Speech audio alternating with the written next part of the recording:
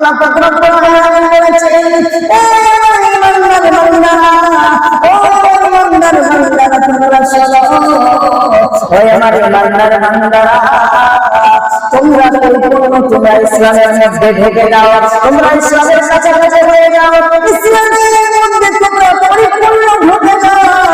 আমার আল্লাহ রাব্বুল আলামিন বলেছেন, বান্দারে, তোমরা যতক্ষণ পর্যন্ত আমার ইসলামের কুণ্ঠির ভেতরে না ঢুকবে, ততক্ষণ পর্যন্ত তোমাদের ওই শয়তান গ্রাস করে নেবে। আল্লাহ রাব্বুল আলামিন কুরআন মাজিদের মধ্যে বললেন, ইয়া আইয়ুহাল্লাযীনা আমানু দুখুলু ফিস-সিলমি কাফা। আমার আল্লাহ রাব্বুল আলামিন বললেন, বান্দা, তোমরা ইসলামের কাছাকাছি হয়ে যাও, ও আমার ইমানদার বান্দা, ইসলামের মধ্যে ঢুকে যাও, ও আমার ইমানদার বান্দা, তোমরা ইসলামের মধ্যে পরিপূর্ণ তোমরা ঢুকে যাও। যখন ইসলামের মধ্যে পরিপূর্ণ আমি ঢুকে যাব, আপনার আল্লাহ হবে ওয়ালা তাবিউ খুতুওয়াতিশ শাইতান। আপনাকে আমাকে শয়তান গ্রাস করতে পারবে না।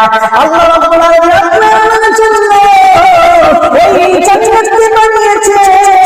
আমার আল্লাহ রাব্বুল আলামিন আদর করে বান্দাদের ডাক দেন, ও বান্দারে,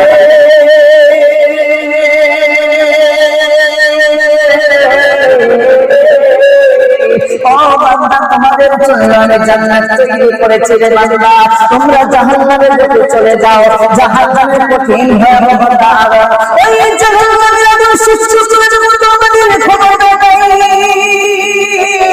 ওরে আল্লাহর বান্দারা, ওই জাহান্নাম থেকে বাঁচার জন্য দুনিয়ার লোকে আপনাকে আমাকে শয়তানের হাত থেকে বাঁচতে হবে।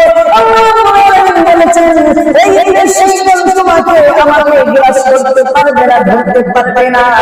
আপনি আমি যখন ইসলামের ভিতরে পরিপূর্ণ ঢুকে যাব, আপনার আমার জন্য প্রকাশ্য দুশমন। আল্লাহ রাব্বুল আলামিন বলেছেন, কে ইন্নাহু লাকুম আদুউম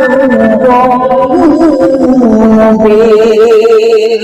আল্লাহ রাব্বুল আলামিন বলেছেন, বান্দারে, প্রকাশ্য দুশমন তোমাদের জন্য ইবলিস শয়তান। আল্লাহর বান্দারা শোনো, ওই জান্নাতের মধ্যে যদি যাইতে চাও, ইসলামের কুণ্ঠির ভেতরে ঢুকে যাও, ইবলিস শয়তান গ্রাস করতে পারবে না। ইবলিস শয়তান তোমার আমার জন্য দুশমন।